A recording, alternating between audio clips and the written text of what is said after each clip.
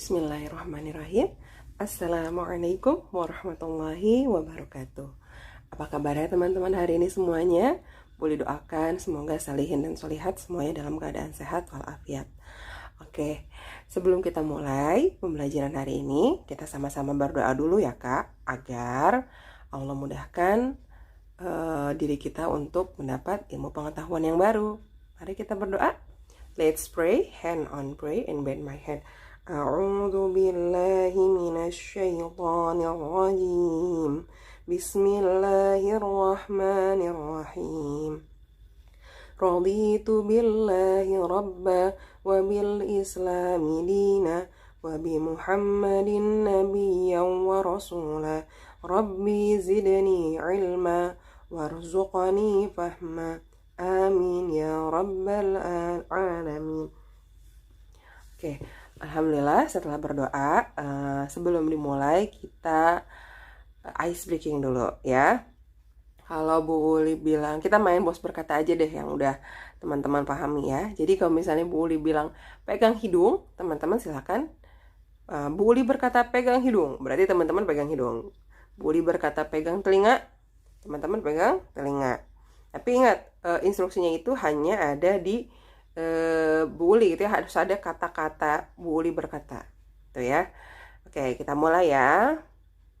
Bu Uli berkata pegang hidung. Bu Uli berkata pegang telinga. Bu Uli berkata pegang kepala.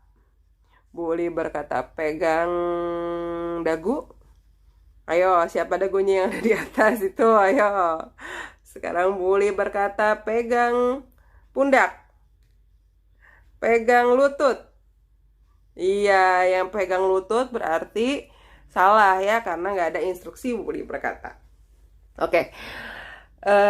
Sekarang insya Allah Bu Uli akan sharing kembali tentang Quran Surat Al-Kafirun. Kalau kemarin kita sudah bahas apa tuh namanya terjemahannya, asbabun nuzulnya juga. Sekarang kita akan bahas kandungannya. Oke, teman-teman, boleh harap teman-teman semua menyimak dengan baik, buka matanya. Jadi dengernya jangan sampai merem ya Kak. Buka matanya, buka telinganya, buka hatinya. Semoga Allah mudahkan. Dicek ya, ini ya, disimak ya.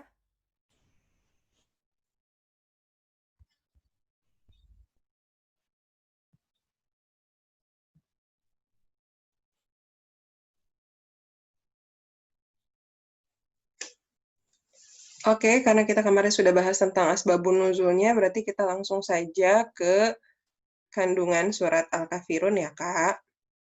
Nah, jadi kandungan yang pertama adalah perbedaan antara orang beriman dan orang kafir. Jadi Allah itu menyebutkan bahwa orang beriman dan orang kafir itu berbeda. Nah, sebutan bagi orang-orang yang tidak beriman kepada Allah atau tidak menyembah Allah adalah orang kafir gitu ya. Jadi itu bukan sebutan untuk menghina, tapi memang Allah sudah menyebutkan bahwa orang-orang yang tidak beriman, tidak menyembah Allah itu adalah orang-orang yang kafir.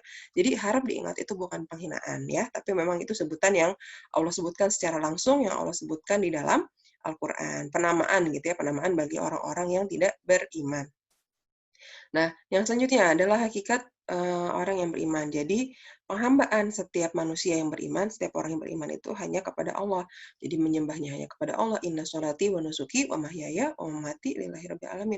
Sesungguhnya sholatku, hidupku, agamaku, sesungguhnya sholatku, ibadahku, hidupku dan matiku adalah hanya untuk Allah. Nah, ini hakikat orang yang beriman itu segala perbuatannya itu ditujukan untuk Allah gitu ya. Orang beriman itu sholatnya untuk Allah, mengajinya untuk Allah gitu ya.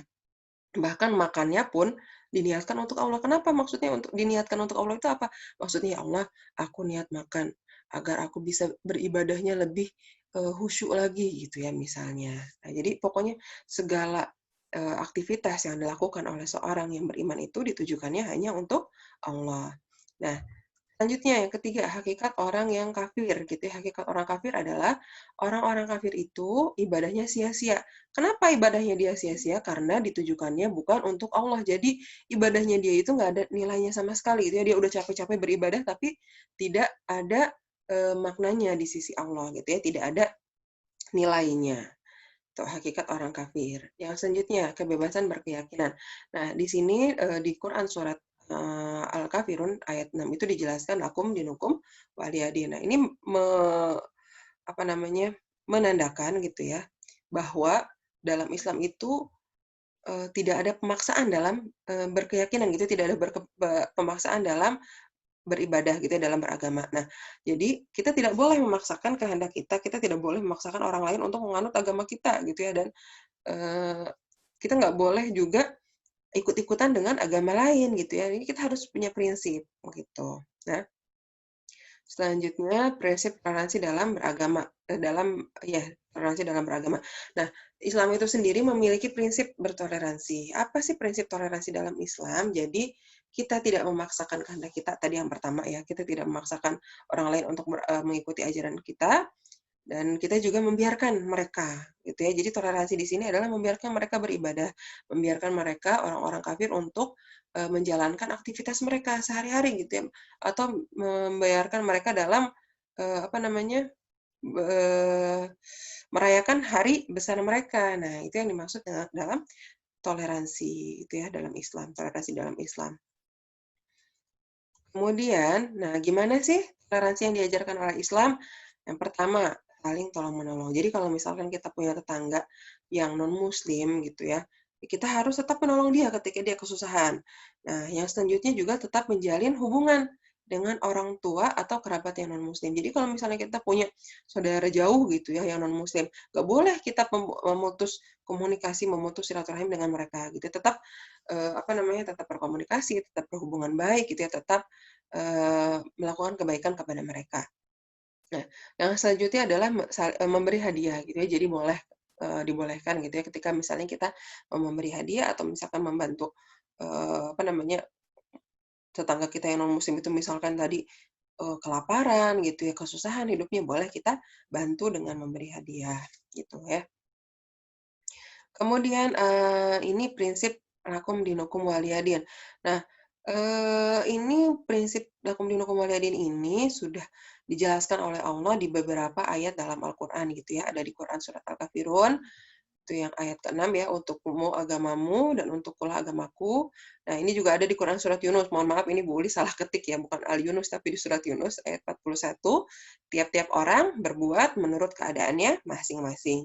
Ada juga di surat Al-Qasas ayat 55, "Bagi kami amal kami dan bagimu amalmu." Nah, ketiga ayat ini kemudian dijelaskan kembali gitu ya oleh Ibnu Jarir At-Tabari. Beliau mengatakan, "Lakum dinukum waliyadin," bagi kalian agama kalian, jangan kalian tinggalkan selamanya, karena itulah akhir hidup yang kalian pilih dan kalian sulit untuk melepaskannya. Begitu pula kalian akan mati di atas agama tersebut. Sedangkan untukku yang kuyakini, aku pun tidak meninggalkan agamaku selamanya, karena sejak dahulu sudah diketahui bahwa aku tidak akan berpindah ke agama selain itu. Jadi di sini menjelaskan bahwa kita tidak boleh, lagi-lagi boleh ingatkan kita tidak boleh untuk memaksa orang lain mengikuti agama kita. Nah, sekarang kita, lanjut ke ada masalah nih, Kak. Masalahnya apa? Jadi ada orang-orang yang salah memaknai makna toleransi. Nah, misalnya apa? Misalnya ada orang-orang yang, mengatakan dia bertoleransi dengan cara dia mengikuti, apa namanya, peribadatan mereka. Misalnya orang Kristen lagi Natalan nih, dia bilang, "Saya toleransi, maka saya akan ikutan nyanyi di gereja." Nah, itu bukan toleransi. Ya, ini adalah toleransi yang salah kaprah. Nah, solusinya apa? Solusinya kembali ke dalam Al-Quran dan As-Sunnah gitu ya, dalam Al-Quran dan hadis. Dalam suatu hadis dijelaskan bahwa man tasyabbaha biqaumin fahuwa minhum. Barang siapa yang mengikuti suatu kaum, maka dia termasuk dari kaum tersebut. Nah, jadi ketika ada orang yang mengikuti, orang apa namanya, kafir gitu ya, orang Nasrani, apa menyanyi di gereja, dikhawatirkan dia sudah melakukan tasyabbuh atau mengikuti kaum tersebut. Nauzubillahi min dzalik. Nah, yang kedua, ada juga problematika yang lain, yaitu orang-orang muslim gitu ya, ditindas, didiskriminasi di negara-negara tertentu, misalnya di Amerika. Ada orang-orang yang muslimah-muslimah itu yang ketika berhijab, hijabnya ditarik gitu ya. Atau ada di Myanmar, orang-orang muslim itu yang ditindas. Kemudian ada juga di Uighur, saudara muslim kita juga sama. tidak boleh beribadah gitu, tidak boleh puasa, tidak boleh sholat. Nah, sekarang boleh tanya kepada teman-teman gitu ya, kira-kira apa ya solusinya gitu ya bagi saudara-saudara kita yang mengalami, diskriminasi di beberapa negara. Silahkan teman-teman tulis di kertas solusinya, kemudian nanti di-upload di link yang sudah Bu Uli sediakan, gitu ya. Oke, mungkin itu saja yang bisa Bu Uli sampaikan. Kalau misalnya ada pertanyaan atau teman-teman mau ada diskusi, Bu Uli sangat terbuka, silahkan kirim pertanyaannya melalui WhatsApp atau melalui email, atau mau telepon langsung, kita diskusi secara langsung juga boleh. Bu Uli sangat terbuka gitu ya, Bu Uli tunggu teman-teman untuk sharing-nya. Mungkin itu saja yang bisa Bu Uli sampaikan, kurang lebihnya Bu Uli mohon maaf. Wabillahi taufiq wal hidayah. Wassalamualaikum warahmatullahi wabarakatuh.